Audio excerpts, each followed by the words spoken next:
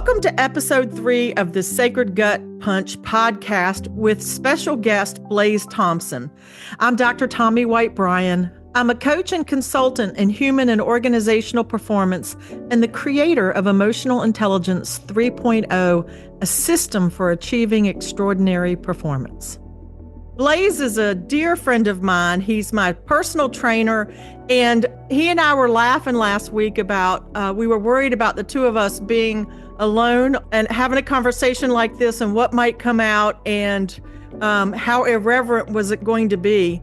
My favorite place in the world these days is at the gym with Blaze and my workout partner, Tamika, and we just carry on and laugh and have a good time. So listeners, I'm not sure what we're in for, but buckle up and welcome, Blaze. Thank you, Tomi. Excited to be here. Grateful to be here. Well, we appreciate the wisdom you're about to drop on us. And so I'd like to get started and ask you, what is the sacred gut punch that you experienced? Well, you just start the podcast right off. That's pretty awesome. Listen, No you're like warm-up. my baby brother. We're just jumping in, right? We're in the ring. We're in the ring.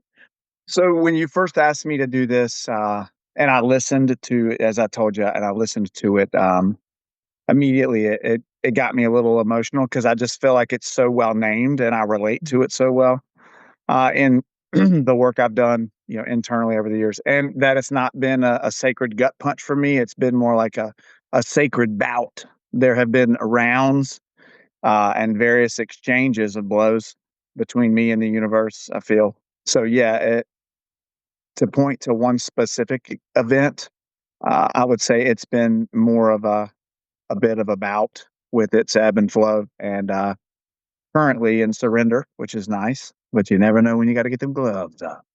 All right. So you say that this has not just been one punch, but it's been rounds of what are you calling a round? So the idea of the sacred gut punch, right, definitely hits the solar plexus. Seems to be the area that my body holds the resonance through the vagus nerve of my family system and my own personal history, as we'd say, in regards to the events of my life as they have unfolded are held there, right? Some of that emotional memory and the punch aspect of it, I took it as that relates to the things that were tough, that kind of doubled me over. And then I had to work my way through. If you had asked me that question in 2010, the answer would have been really simple. It would have been like, oh, you mean the day I got clean and sober? I've been in recovery for 15 years.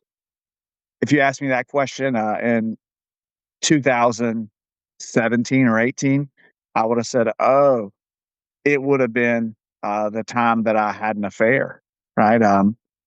Which doubled me over in the fetal position a lot. If you ask me that now, it would be, oh, it's all the little things that I've had to learn to sit with, the unmet needs of my childhood that I've had to learn how to parent myself to be and feel comfortable alone, and which has been a gut punch for sure, various punches that have really on the other side been very tender and quite a journey to learn how to receive the punch, to answer the call of what it takes. There's a Sylvester Stallone has written a lot of movies. Really surprising, right? Like he wrote all those movies, and he says it's not how hard you get punched and get knocked down, but the fact that you get back up. And many of those punches were delivered, by me, right, to myself, and learning how to accept the blow, look at the learning that comes from that, and then heal from it, and not repeat the same punch. Just get punched a different way has been the process for me, for sure. In a journey towards what I believe and hope to believe is a journey towards personal wholeness, right? Like I've always enjoyed the word integrity. It comes from the old Latin integer, which means a part of a whole. And so when I can align my words and deeds, which I've gotten so much better at. Like I thought in 2010, I was telling the truth, but it turns out I was using drugs and lots of people didn't know, you know? I thought having an affair was the right thing. It was so overwhelming. It felt like what I was supposed to do, even though it was the opposite of my principles and what I had learned in recovery over those years. But it turned out like it was not. You know, it turned out that I thought it was a spiritual experience, and it was. It was a spiritual experience of a different kind. So, Blaze, first of all, I want to honor the honesty and authenticity that you're sharing with us and want to reflect back to you what I hear you saying, and this is true for most of us. It's never just one sacred gut punch. There's a lot of them that hit us and change our trajectory and where we're going. And what I love is your acknowledgement that you did some of this to yourself and that you thought you were telling the truth. And we call that the trance of the structure you're in, right? When we're in a specific structure, it comes with a lens, and that lens tells us we're doing the right thing, but we aren't. And that's really what I heard in what you were just sharing. And for you to be able to see that's self-aware and profound. Do you feel like that's true? Did it feel profound to be able to see that? It's felt a lot of different things over the years, to be honest. One of the things I've appreciated about our friendship, yeah, I would count myself as having always been a seeker. I think without going on another tangent, like as a kid, you come into the world and you're this clean thing. You don't have the layers of the world on you yet. You're closer to where you came from. And then through the things that happened to you as a kid growing up, you cover that up. And I remember as a high schooler, there were times that I would like seek spirituality in a different way. Like I would read spiritual texts from various different disciplines, the Tao Te Ching. I would jump into other works, the Bhagavad Gita, because the where I'd come from spiritually wasn't hitting the mark. And then I covered a lot of that up over the years. So then through the process of peeling the onion and getting back to like who I really am in the first place, and then learning how to put skills in place that make sense. So to answer your question, it's like I, as a little kid, am not responsible for the little gut punches that came as a result of my family system. I, as an adult, am responsible for noticing the patterns and changing them. I think it's a gift to have the awareness to see that now. It definitely really sucks at times to have the grief still of some of the things that happened and the ways with my own children it repeats a little bit of that pattern. And the last thing I'll share is the hope is that in the continued path of seeking, which is really what that other stuff was, right? Those misaligned coping skills, those getting my needs met the wrong way, was me seeking connection with something greater than me. Hopefully, in continuing in that quest, then down the road, if I can help in some way, be of service for my own children or somebody else, then, that turns out to be what the lesson was, hopefully. Some days I'm pumped about that. Some days I'm like, that sucks. But that's where it's at. One of the things I hear you saying is, right, so you have the gut punch, and then you find some sort of new normal, and then you have another gut punch, and then you find some sort of new normal. And it's really just been you developing, refining, stripping away, trying to get back to that, clean slate we're born with. And, what I'm curious about is when you hit that sacred gut punch of admitting that I'm an addict, I have a problem, and, I have a brother who's a substance abuser, and, so I know what that's like, and I know how challenging it is to move away from that. I'm wondering, what did you have to let go of to make space for the new reality of, "I just can't do that. I can't be that person." It was like awareness came. Like you can't see something until you can see it. Mm. For me, I think I know the first time I thought, might be an issue was when I was about 23. I got clean and sober at 32. I'm 46 as I sit now. The rock bottom moment was this poignant event that just hit the nail on the head of, oh my God, I am repeating the pattern of my childhood. You know, my last day of active drug and alcohol addiction, I was sitting on the floor. I had been using, it was my turn to watch the kids. My little girl was 3. My son is an infant. And, my wife comes for me to watch the kids. I'm like, I can't watch the kids. It's more than you think. And she knew it was more than what I had been saying. It was a heavier dose of heavier drugs. And she's like, well, then you need to leave. And I go to the back bedroom and I sit on the floor in front of my dresser. And I put my hand in between my head because I'd packed my things and I knew this was important. I knew I needed to feel it, though I could not feel it in that moment. And there was a knock on the door and it was my little girl. And she said through the door, Daddy, where are you? And all of a sudden I flashed back and I was 2 years old and my father was sitting on the floor in front of his dresser with his head in between his hands. And I, as a little boy, walked over to him and said, what's wrong, Daddy? And he said, you're leaving and I'll never see you again. And I remember I patted him on the shoulder and said, it's okay. We'll see you again. And suddenly I flashed back and I realized, like, oh my God, my daughter's outside of the door and she can't even come in. And my father died of drug and alcohol addiction in 2007. And I realized I'm on a faster train than him. I need help, you know? And the only thing that I would say as far as letting go of, it was rock bottom. It was a forced let go. It was a surrender, you know? I think early in my recovery, I remember a fellow saying, the international definition of surrender is to lay down arms and await further instruction. And if you move or if you reach for their gun, they will shoot you and kill you. And I was like, I'm going to die if I don't follow these directions. I had that stark reality. Yeah, so it was easy. When you really get your ass whipped, it's a little easier. When that punch gets you, it's like you got no Yeah. choice. Blaze, as you were talking, I was thinking back to when my brother Mike, he was in Moses Cone for a couple days before they would tell us what was going on. And Moses Cone is the hospital here local where we are. And finally, the doctor said to me, I said, can you tell me what's going on here? And she said, people with your brother's liver function studies usually die in about 14 days. Mm. Oh, I just wasn't prepared for that. And I remember it being such a poignant moment because I told her thank you, and then I walked over to my brother's bed and I pulled my chair up really close and I looked at him and I said, "You got a choice to make here.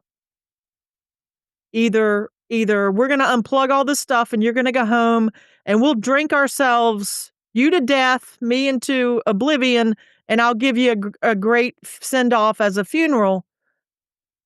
But if you want to live, you can't drink anymore. You can't do this, and no one can make the choice but you." And I'll never forget him looking at me, and he doesn't have children. He said, "I wanna watch your 2 boys grow up." And I said, "Okay, well, let's get busy learning how to live clean." And I think that was 2008, so he's been sober and clean for 16 years. But I share that because in that moment, he had to have something larger than his drinking to aim for. Did it feel that way for you when your daughter was knocking on the door and you had that flashback? Was this a something larger called to you in that moment, larger than the substance abuse?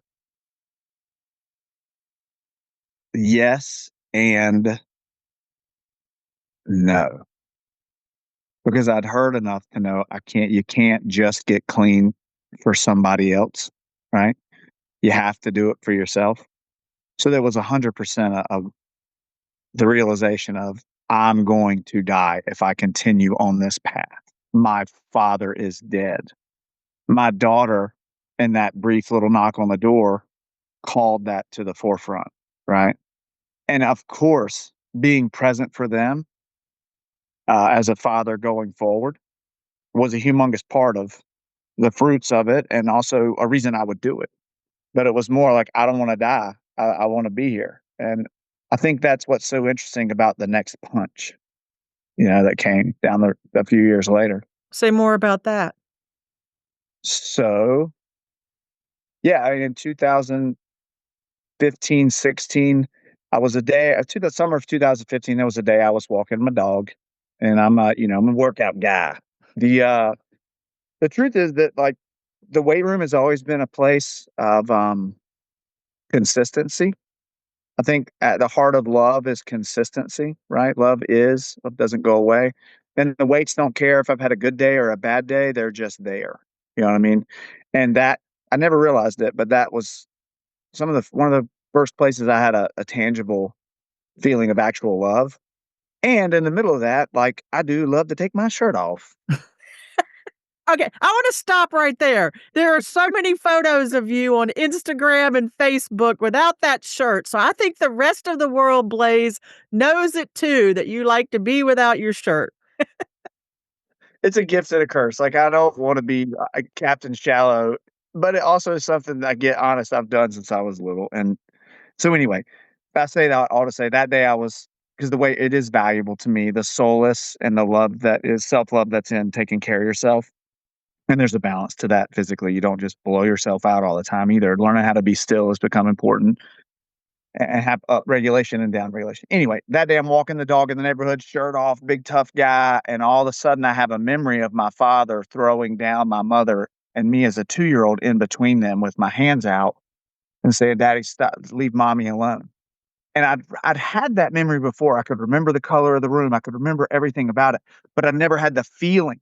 And I'd been clean and sober long enough that they say when you get one of the gifts of recovery is you get your feelings back. Another gift is you get, it's also you get your feelings back. Like it's a double edged sword. And all of a sudden, I started to have a nervous breakdown. Like I started shaking and crying, and I felt the fear of that moment as that little boy that I had repressed. Um, and from there, I started to make a list of the losses of my little inner family, right? Well, just want to stop for a second. Yeah. Your honoring that little boy feels really important. And I just want to stop and do that because what courage it took for that little boy to get in the middle of that mix and the price it extracted across the arc of your life to this moment. So I just want to honor that little boy because he was brave. Thank you. Learning how to have a relationship with him has been a lot of what this stuff's about. So in that, it led to here's a list of all this crazy stuff that went down that you've never dealt with. And in that, I started to medicate again in a different way, which I didn't realize at the time. I thought my wife was unavailable emotionally. She wasn't doing the work. And then I found somebody else who, for some reason, there was this intense connection. Now, psychologically, I can go into we both had alcoholic family systems. We both had our own dysfunction. We met, blah, blah, blah. What I know at this stage is the met needs of my childhood and the familiar resonance of those feelings of dysfunction showed up again. And I didn't have space in me to hold them. And so I acted out with another person. And at times in the affair, it felt like we were going into the cosmos. There was that much connection. You know what I mean? Which was overwhelming. Now, years later, after doing some more work, I realized like that's the inner drugstore going, right? Some of that's those feelings as a little kid of that heightened, you're in the middle of a huge parent fight. And then those things came up in this sexual energy with this person in a relationship outside of my marriage. And I say all that because it relates in that, like, suddenly I went from being suddenly becoming available and being a better dad and working on myself to subconsciously pressing pause again.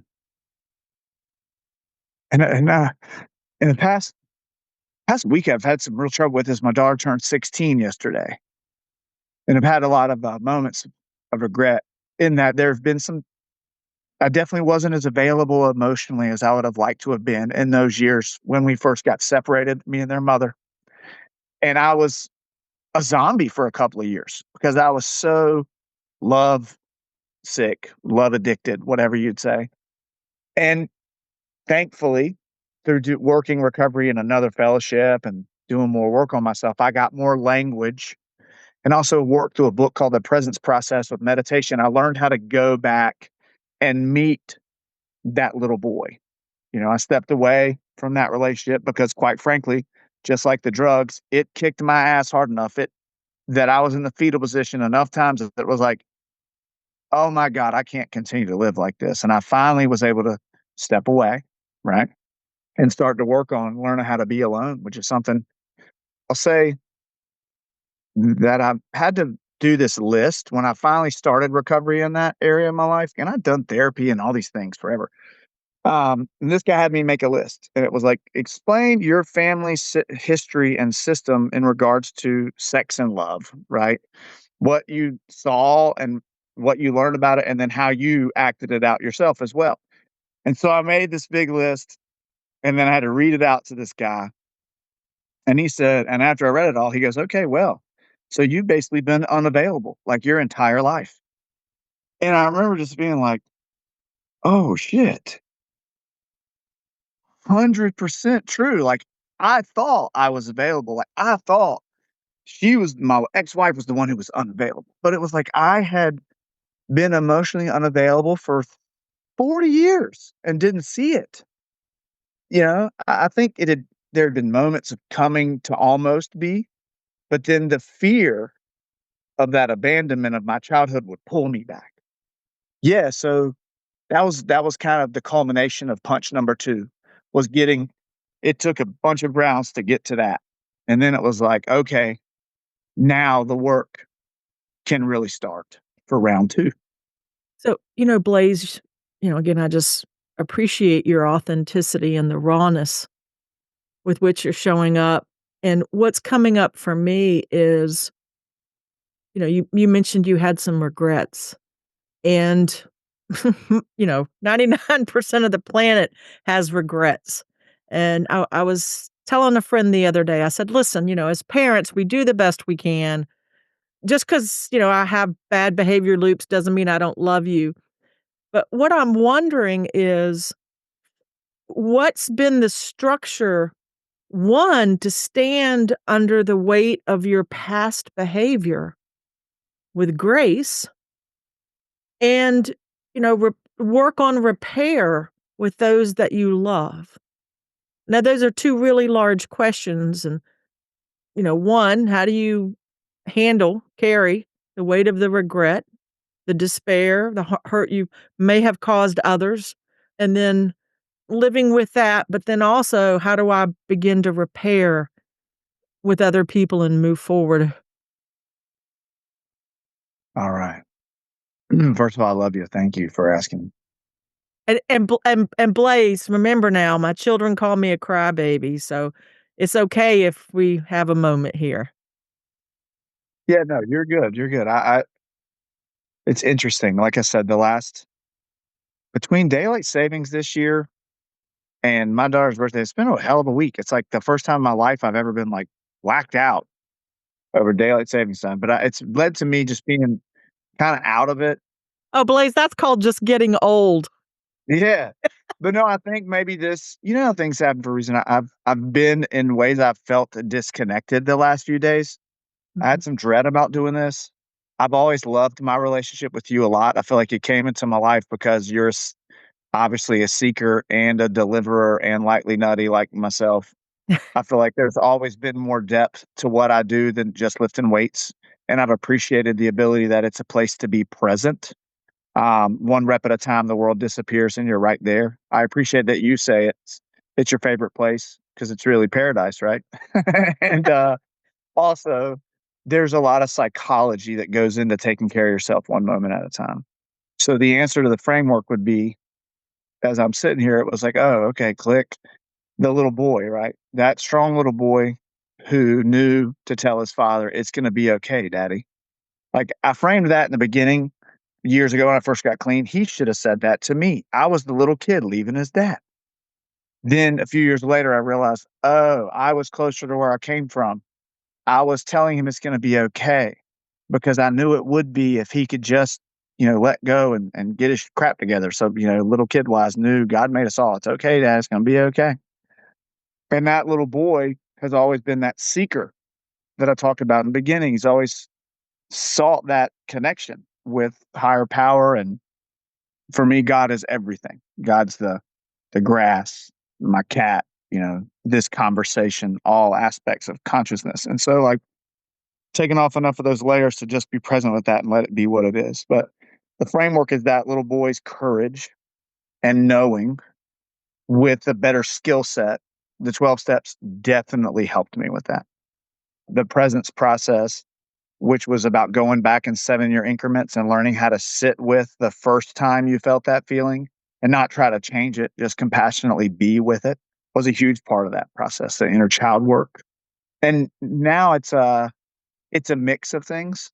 I think at one point in time it was I thought I wanted and needed intensity because I came from so much intensity. I think it's Michael Moore or James Hillman that says the intensity of the need of the child has to do with the place he comes from, right? And so at one point in time, because of that family system stuff, I needed some of that to feel like I got the hit of, oh, now I can be okay. Now it's started to balance out more. It's like, okay, I use what I call our top line behaviors. It's a list of things that I know connect me to myself, to the world, to others, to my higher power. So it's simple things like make a good meal, take a bath, read, write in my journal, right? Go outside, take your shirt off in the sun. That one's for you. I'll Post that shirtless photo on Instagram. send you a few. So, or sometimes it's just be, you know, um, just be. I wrote this thing a few years ago that I really liked. And I have this little, people can't see it, but I'll wiggle it. My packet of my own little papers, but it was kind of like a little letter. I don't know if you've ever heard it. I read, I know you have, Tommy, but Conversations with God, Neil Donald Walsh. And there's something called two-way prayer that came out of these Oxford groups years ago. And then so you just ask a question and then you allow and let the pen kind of do its own thing. And then you can bounce it off other people to figure out what might be higher power or what might be your own bullshit. But when I wrote this one, I felt like it really was something and it was stop thinking so much. You're a human being. Be with whatever you're doing in the moment. That is the essence of me, of the spiritual experience. I, God, handle all the rest. All the words lose the message. They are dead. Just for today, alive. God, I am now. Of course, I love and want it all for you. All of me. Good, bad, ugly, beautiful, and all the in betweens. Just ask, then live one moment at a time. What you aim for most, you will hit. I give you a guide because I love you, and free will because I love you. Choose, be/do, and look at the results. Now go list some gratitude. Love you. And when I read that, it kind of like grounds me and gets me out of my head so much. Like sometimes there isn't so much I need to do. You know what I mean? It's just be.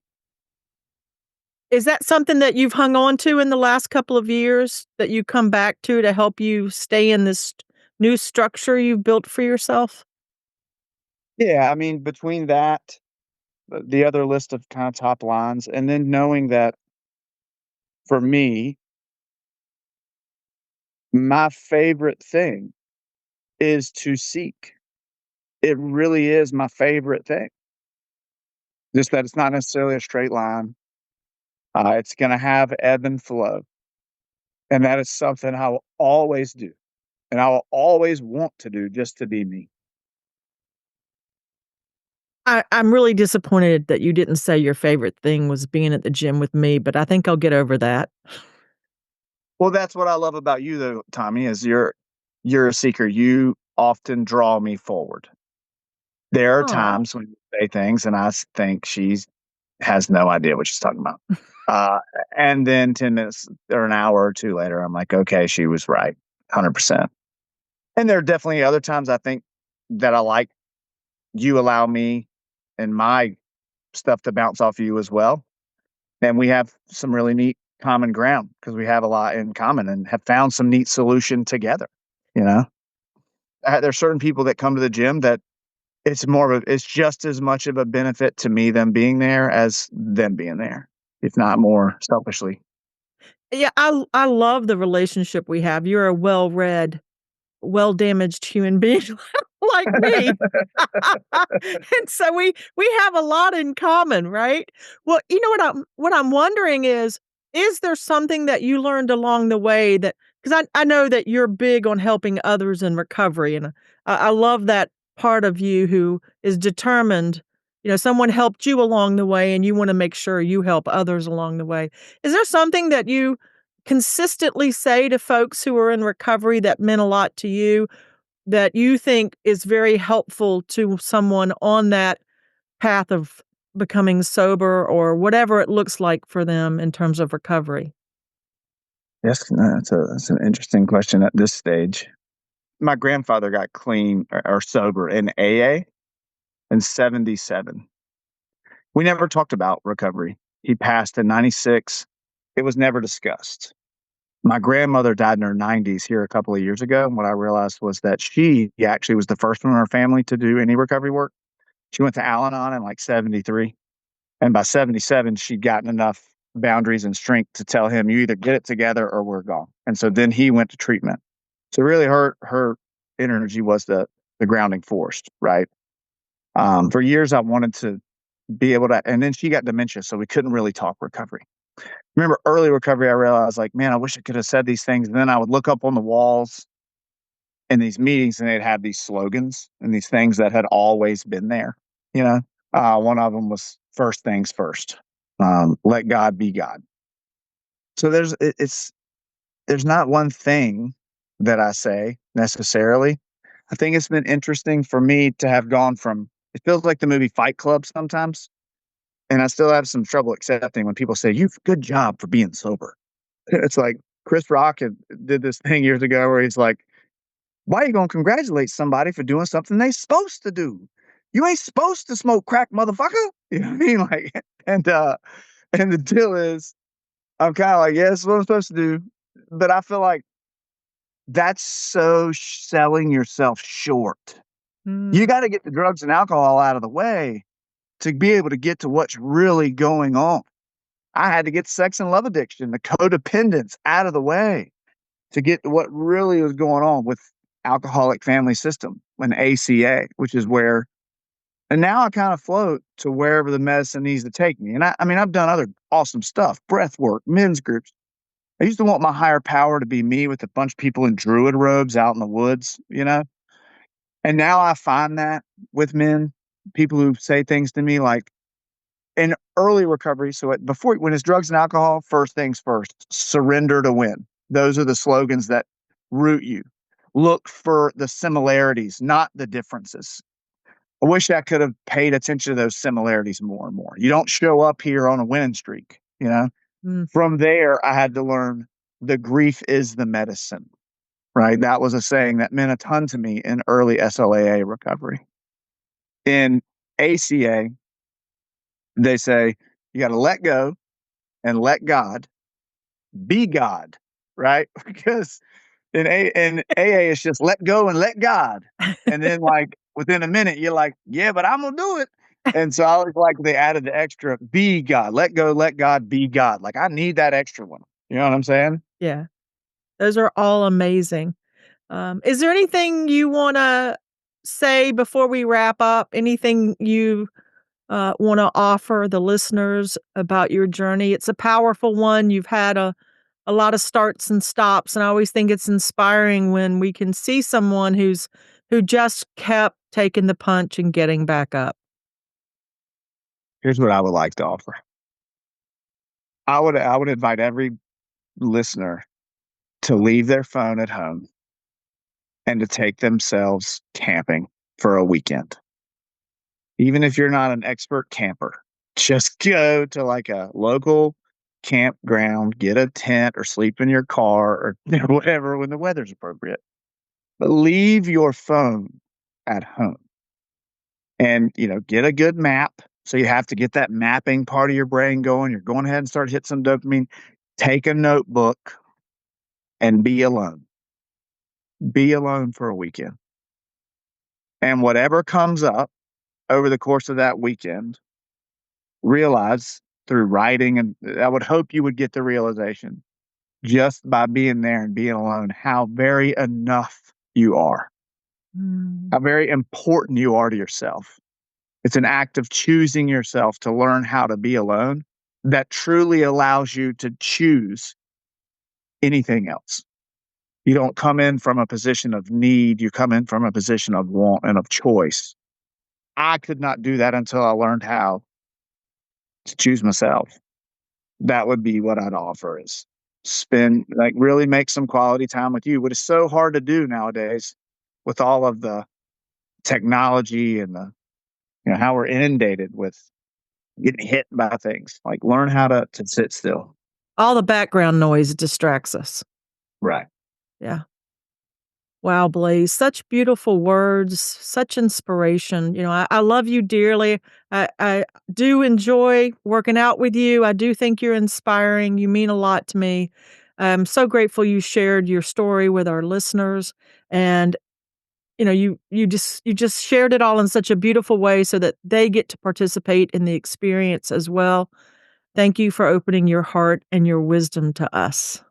Thank you. I apologize for not being inappropriate enough. But I'm glad we met here in this way. And I love you. And to all of you out there, I love you as well.